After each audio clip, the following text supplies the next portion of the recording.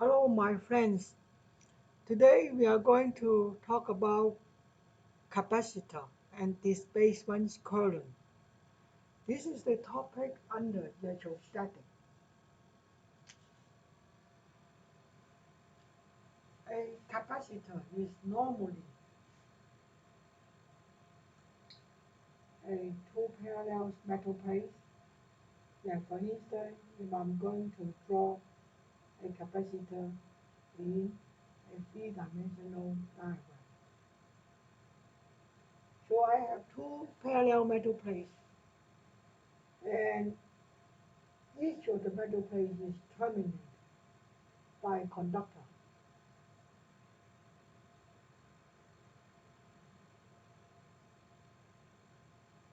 And then here we have the same treatment. The area of the capacitor is A,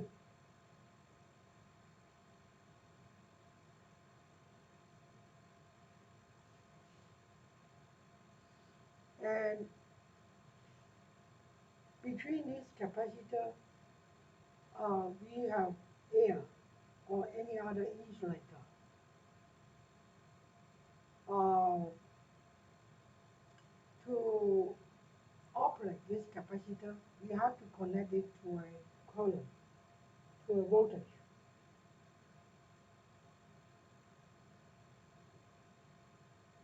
So this is the how the capacitors look like.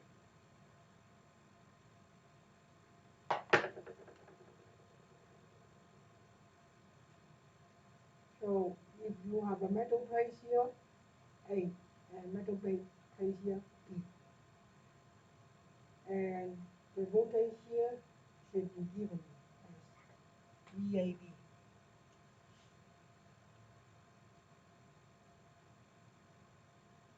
Then,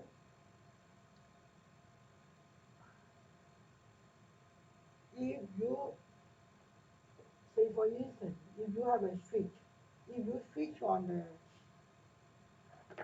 if you close this switch,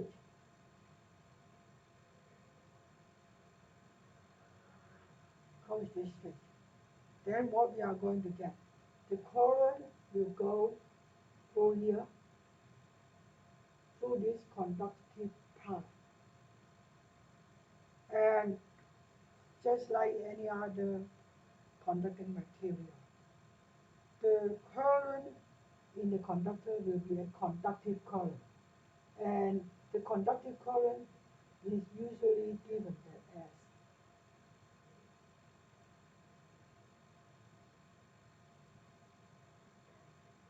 dq dt, change of charge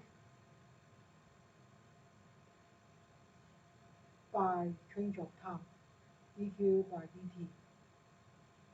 So the charge could be moving in one direction only, in which case it is a DC circuit. But the problem is there is no current, so there is no conducting material between these two metal plates. When you switch on the capacitor, then the charge will build up on the surface. In this case, you have a plus surface here, then you will end up with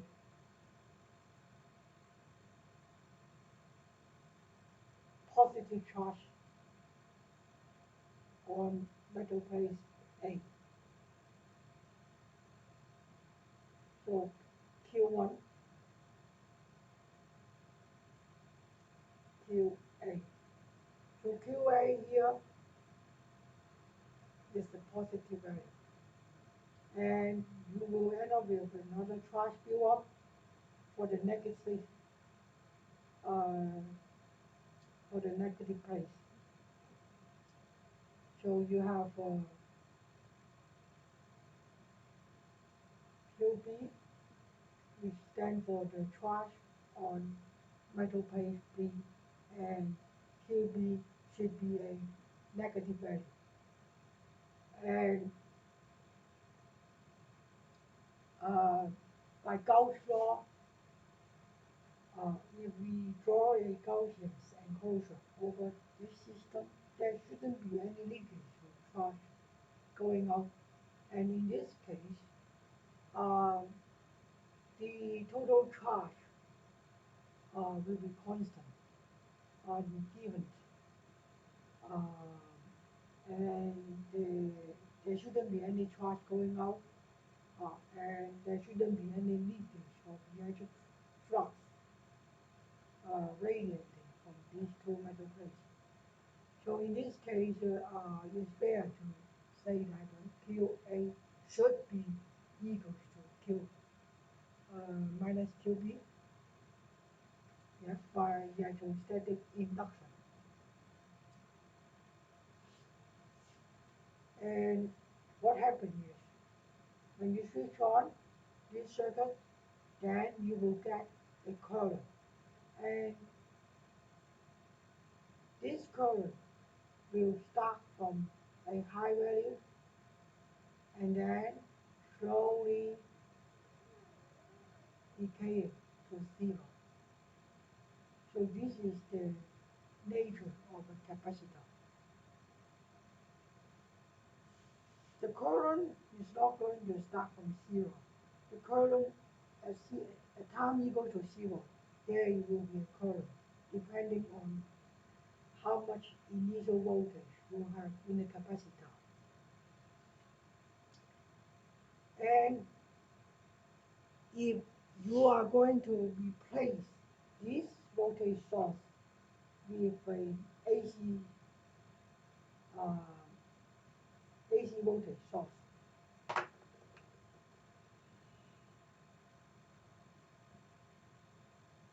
then what we are going to get is a non-zero value of the current. And in here, uh, we are going to have the same phenomenon. And the charge on one place of the capacitor will be electrostatically induced another charge on the other metal plate, and the magnitude of the charges should be the same, but their polarity should be different. And then the voltage difference between these two metal plates will remain VAB. Now VAB is the AC voltage. So what happens between the capacitor?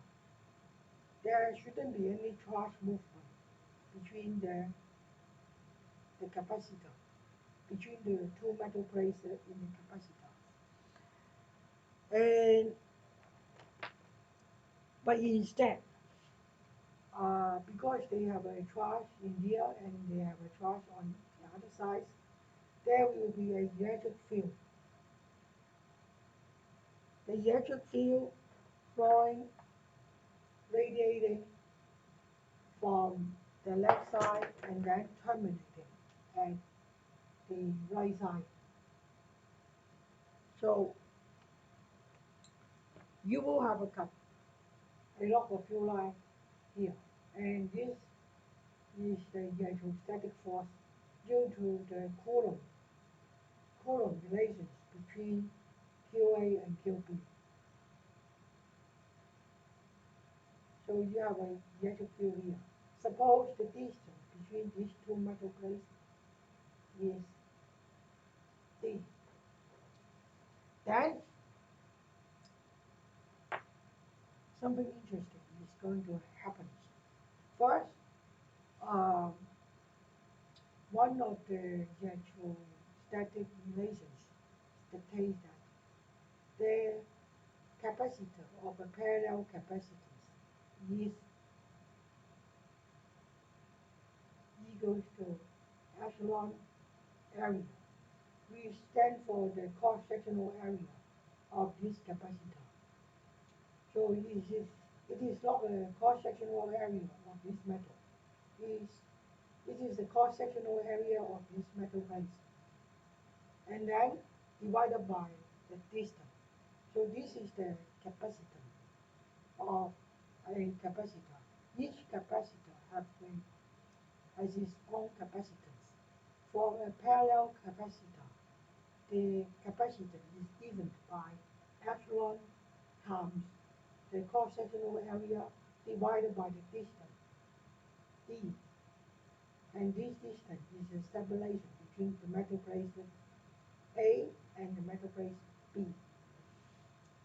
And another thing that is interesting is uh, the charge is given by, sorry, I should uh, say this right. Another thing that is equally important is the formula for the electric field inside the capacitor. And we have already learned in one of the previous videos that the electric field times D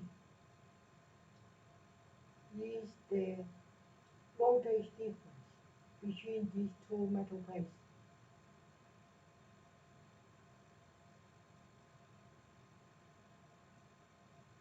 Now, we know that Q is equals to CV, or in this case CVAB. In other words, the total charge at this metal plate, say A, will be given by the capacitance times the voltage difference between these two metal plates. And what is C? According to here, C is given by epsilon times A divided by D. And what is VAB? VAB is just the distance times the electric field in between. So in these equations, we have D in the numerator and we have D in the denominator. So we can cancel off the D term. So what we end up with here is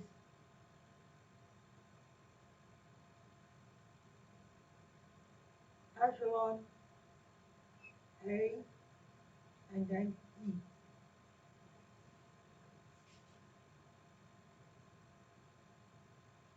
Now,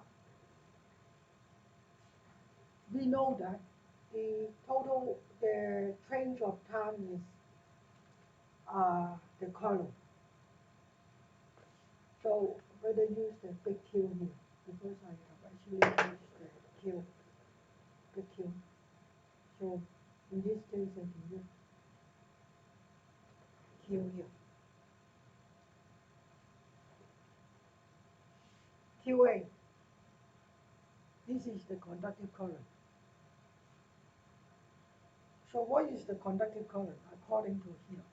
The conductive current is given by the time derivative of QA.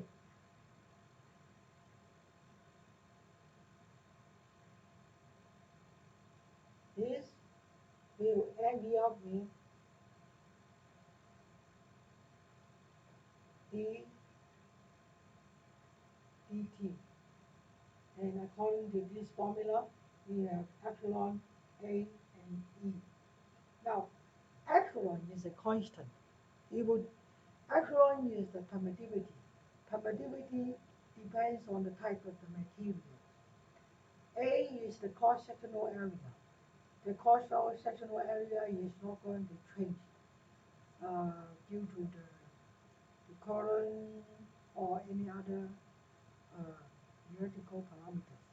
So in this case, the only thing that can be changed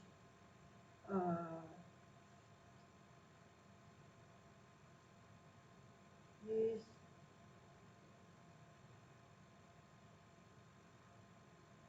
the derivative of E.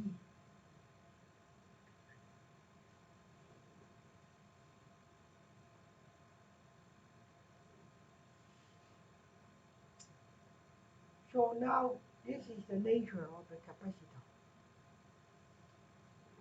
The change of magnetic field, the change of electric field here is equivalent to uh, the conductive current.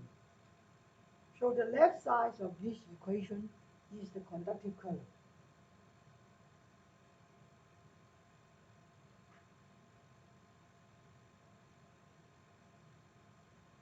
The conductive current is the current in the conductive material. Is the metal, is the current in the metal. On the right side of the equation, we have the change of electric field. And there is another term to call this value. And this is called displacement current.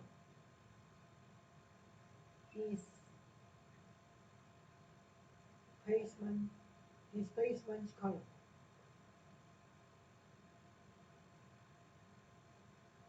Displacement current is a current without any involvement of charge or charge carriers.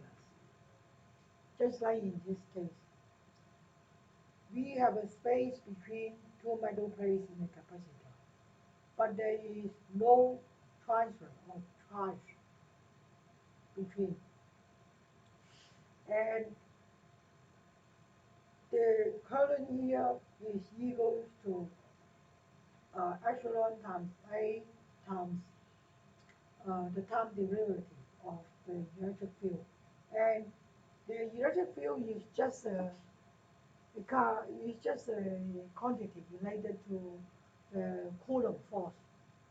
There isn't any charge inside. So in other words,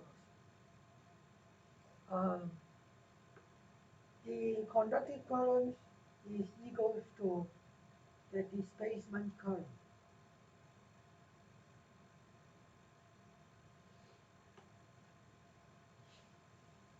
From uh, from James Maxwell's perspective,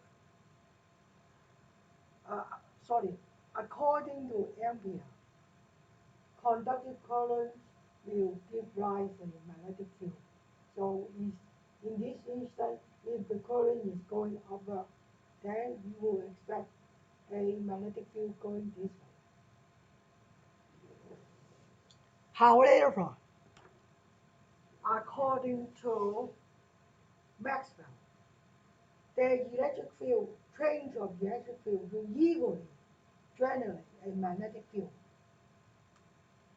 Let's summarize what we have learned so far. And let's reduce the size of this picture.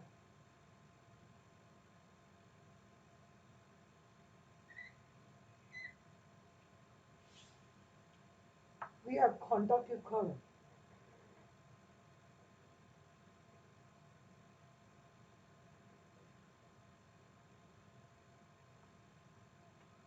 Conductive current is the current in the conductor or in a resistor. And normally the conductive current is given by um, mu times the electric field. Or anyway, we will talk about this later. And we also have another current equivalent to this conductive current. This is displacement current.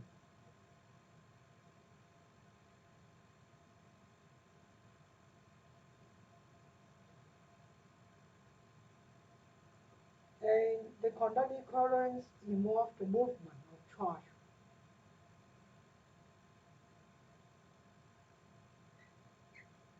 And the displacement currents does not involve any movement of charge.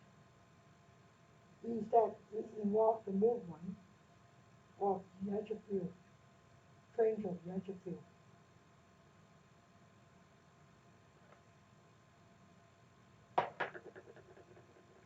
And there is also another kind of current, so-called drift current, and we will learn this later.